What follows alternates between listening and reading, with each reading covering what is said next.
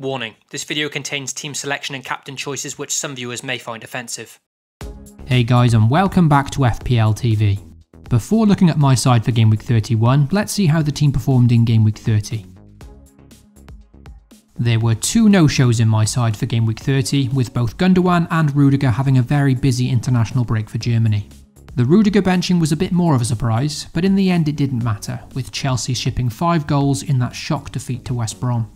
Rudiger has now missed 2 of the last 3 league games for Chelsea, but personally I'm still not concerned about his starting place, especially with Chelsea looking far more suspect in defence without him and Thiago Silva now being suspended anyway. With those two missing out, there was no fortune off the bench last week, with a single point each from both Ben Mee and Gareth Bale. Bale has only played 58 minutes in 3 games since I brought him in, a real shocker of a transfer.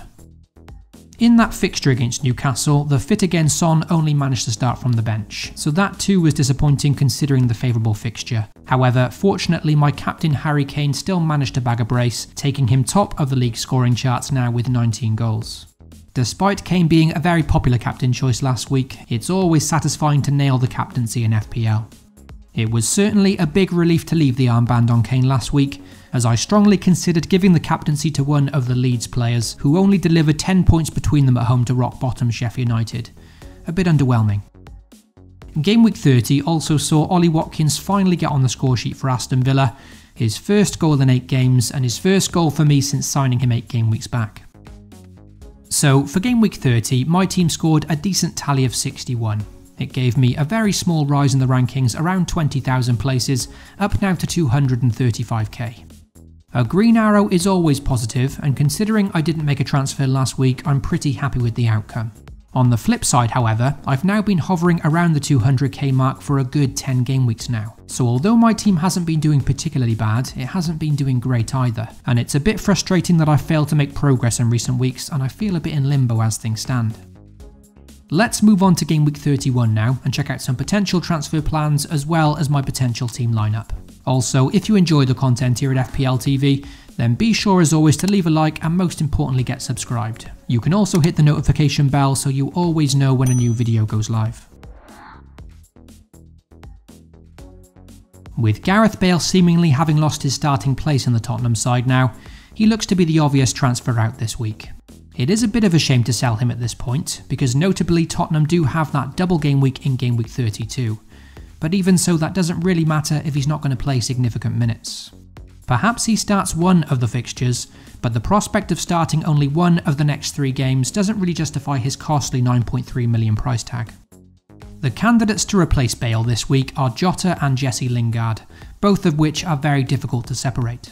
I think for one free transfer, it's Jota that will come in for me this week, as Liverpool's fixture run into the end of the season is simply superb. He also offers me a stronger captaincy candidate for this game week in particular over Lingard, I think.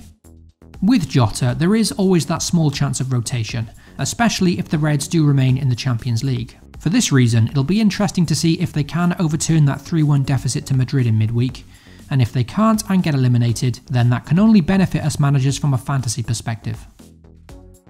For Game Week 31, I do have 2 free transfers available, and it's the second free transfer that I'm still undecided on. The Bale to Jota move is pretty much locked in, but I haven't ruled out bringing in both Jota and Lingard this game week, with Rafinha or Gundogan potentially making way. I think those 2 moves would be considered the sensible transfers this game week, but with my team being in a rut for the last 10, I'm quite tempted to try something a bit different this week. By downgrading Bale to Jota, it leaves me with over 4.4 million in the bank. And with that cash, it does allow me to make a big upgrade up front. With Game Week 31 looking a difficult one for captaincy, I'd be lying if I said I wasn't tempted by taking a big punt on Sergio Aguero against Leeds. There's no doubting it's a huge risk, and it's certainly a bit of a nostalgia pick. But even so, the gamble is definitely tempting me, with this fixture looking very appealing for Man City, and with Aguero at an incredibly low 1% ownership. The alternative upgrade up front is to make a move for Jamie Vardy this week, with Leicester having a very nice run of fixtures over the next 5 games. The Foxes face West Ham, West Brom, Crystal Palace, Southampton and Newcastle in the next 5, and although Vardy isn't in the best goal scoring form, I still fancy his chances in those 5 fixtures. Vardy would be a transfer with the longer term in mind, whilst Aguero would just be an exciting short-term punt. I'll be weighing up these two options before the deadline, and if either of them comes in, they'll certainly be in with a shout for captaincy. So that's my transfer options discussed for Game Week 31, and the more I think about it, the more tempted I am to make all 3 transfers this week, and give my team a refresh with only my second -4 hit of the season.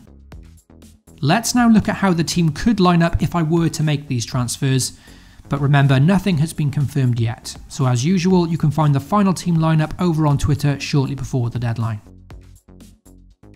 With Aston Villa away to Liverpool this game week, it'll be a rare start for West Brom's Johnston in goal for me.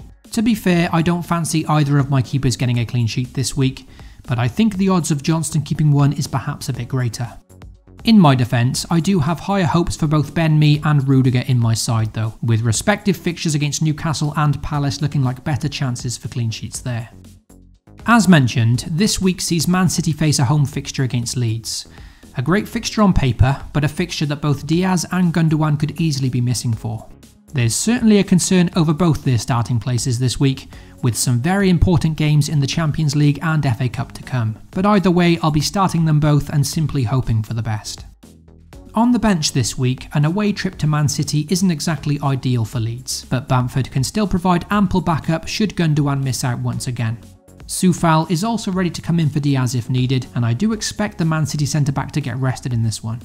West Ham have been poor defensively in recent games, but Soufal is decent enough backup and is at least guaranteed to play. For the captaincy in Game Week 31, it's really not an easy one this week. Man City have arguably the best fixture, which on paper should be a very exciting attacking game against Leeds. However, the threat of rotation looms over that one. Gundogan would be an ideal shout for me this week, but there's no guarantees he starts. Both Harry Kane and Fernandes are the reliable 90-minute men that we know will start, but with them facing each other in Game Week 31, this week does feel like a chance to go against the grain and perhaps try a differential. Although these two remain considerations, I think for me it'll be between one of my new signings, Jota at home to Villa, or one of the forwards of Vardy or Sergio Aguero, depending on which one I bring in.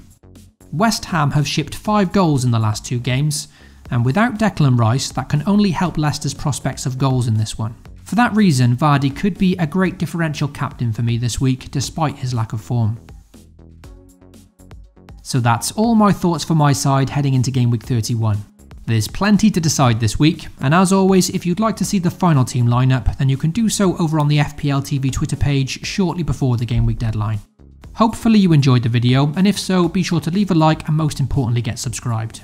Good luck to you all for Game Week 31, FPL responsibly, and I'll catch you all very soon.